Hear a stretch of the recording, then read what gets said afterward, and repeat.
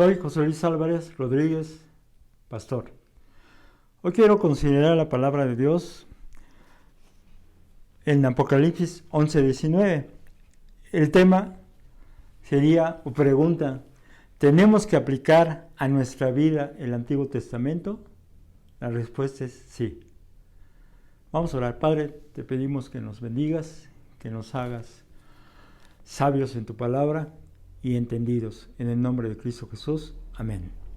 Vamos ahí en Apocalipsis 11:19. Apocalipsis lo escribió el apóstol Juan. Y el templo de Dios fue abierto en el cielo, y el arca de su pacto se veía en el templo.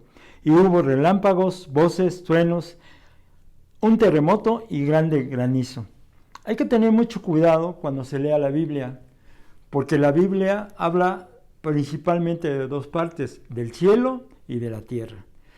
Cuando vemos Apocalipsis, puede un versículo estar hablando de lo que está pasando en el cielo y puede el mismo versículo hablar de lo que está pasando en la tierra. En este caso, Juan, por revelación, vio en el cielo, en el templo de Dios, en el lugar santísimo, el arca del pacto. Recuerden que el arca del pacto hay una copia, o había una copia en el templo o en el pueblo judío, en medio del campamento, ¿sí? Pero esta es la original.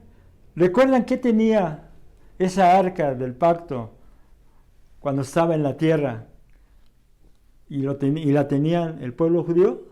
¿Qué tenía? Estaban los 10 mandamientos, la vara de Aarón que reverdeció y una cubeta del maná. Eso es lo que contenía. Aquí podemos ver que el arca del pacto, podemos asegurar que tiene la ley de Dios, los 10 mandamientos.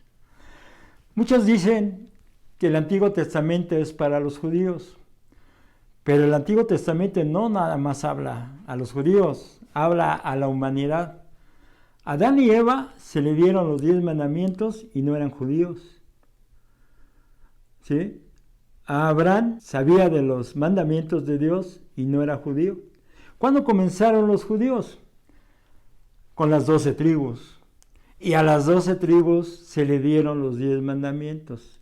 O sea que los 10 mandamientos es para todos, para toda la raza humana. Y ahí en los 10 mandamientos, el cuarto mandamiento, que puede ser el más importante porque es el sello de los 10 mandamientos, es el cuarto mandamiento de guardar el día séptimo o sábado, que es el día del Señor.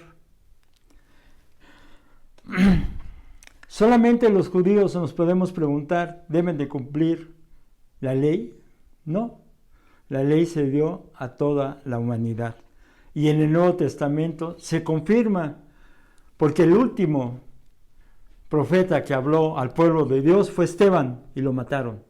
Si ustedes leen el libro de los Hechos, fue la última vez que Dios mandó un profeta y que lo mataron, que fue a Esteban. Nunca más mandó profeta al pueblo judío.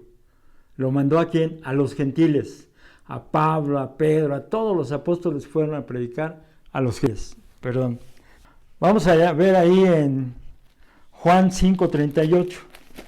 Ni tenéis su palabra morando en vosotros, porque a quien Él envió, vosotros no creéis. O sea, que mandó a su Hijo, mandó a sus profetas Dios y no creían.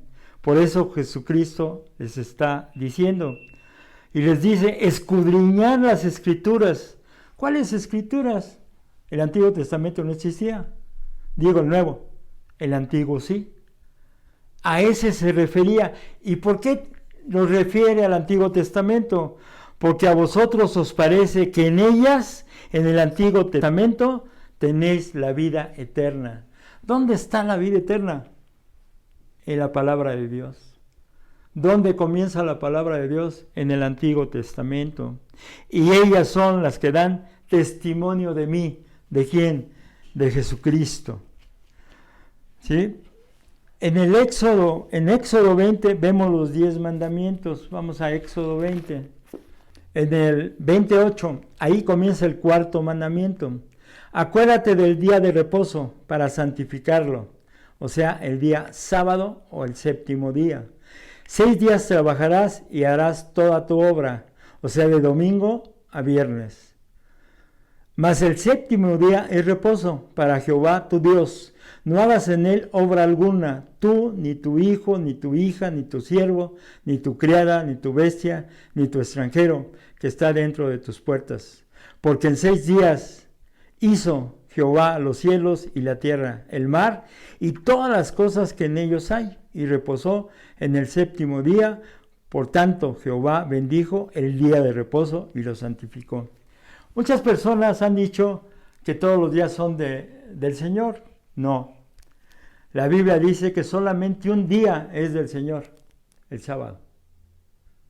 No lo puedes cambiar, no puedes cambiar un día santo a un día común, ni un día común a hacerlo santo.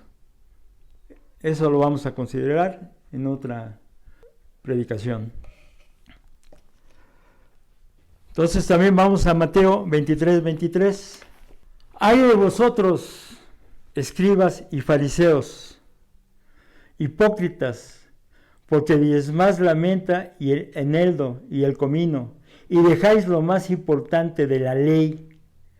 La ley dice que no robarás. La ley dice que guardemos el sábado. La justicia, Dios es amor, pero también es justicia. La misericordia y la fe. Esto era necesario hacer sin dejar hacer aquello. Dicen que por fe somos salvos, sí. ¿Por qué por fe? Porque crees la palabra de Dios. Pero si tú mutilas o agarras de la palabra de Dios lo que te conviene o lo que tú piensas que es bueno, no estás cumpliendo la ley de Dios. Vemos la historia en el Antiguo Testamento. Hay 2 destrucciones de la ciudad de Jerusalén. Una en la época de los babilonios, cuando Nabucodonosor invadió o destruyó Jerusalén y se llevó esclavos a miles de judíos y estuvieron debajo del dominio de los babilonios, de esclavos, casi 70 años. Y después regresaron. ¿Por qué hubo esa invasión y Dios permitió que llevaran a su pueblo escogido a ser esclavos? Sería la pregunta. ¿Por qué lo permitió? Segundo, hubo otra invasión. El Imperio Romano mandó a sus huestes, invadieron Jerusalén, destruyeron todo Jerusalén, destruyeron el templo y esparcieron a todas las naciones al pueblo judío, hasta el año después de la Segunda Guerra Mundial.